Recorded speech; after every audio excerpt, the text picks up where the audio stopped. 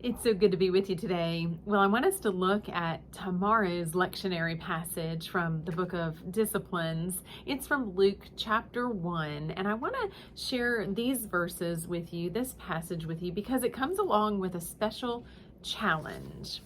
The book of Luke has 24 chapters, and so I want to encourage you, starting tomorrow on December 1st, I want you to start reading one chapter from the book of Luke every day, and then by Christmas Eve, you will have read the entire book of Luke. What an incredible way to prepare your hearts, to prepare your minds for the Christmas season throughout this season of Advent. So that's my challenge for you. One chapter of the book of Luke every day between now and Christmas Eve. So we're going to talk about Luke chapter 1 today, give a little head start. And here's a fun fact. The first chapter of the book of Luke is actually the longest chapter in the New Testament with 80 verses. So a little bit of a head start today.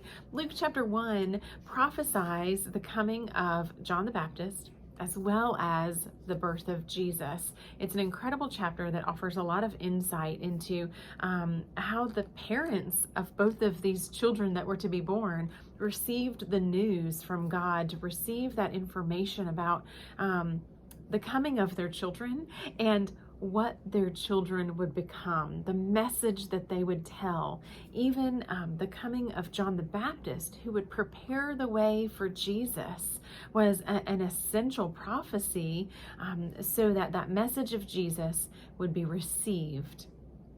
Well, one of the verses toward the very end, there's a song of celebration from John the Baptist's father, and sometimes that section gets a little bit overlooked, but he's rejoicing in the message that his son will grow to share with the world.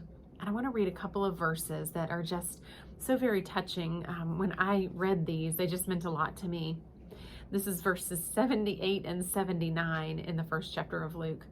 By the tender mercy of our God, the dawn from on high will break upon us, to give light to those who sit in darkness and the shadow of death, to guide our feet into the way of peace. Have you ever sat in a room and maybe the lights weren't on, in the daytime it was fine, but then the sun started to set and the room got darker, and all of a sudden you realize you're sitting in darkness, and all you had to do is turn on a light for there to be light in the room? Or maybe you've had a long sleepless night that was surrounded by darkness, a dark home, a dark room.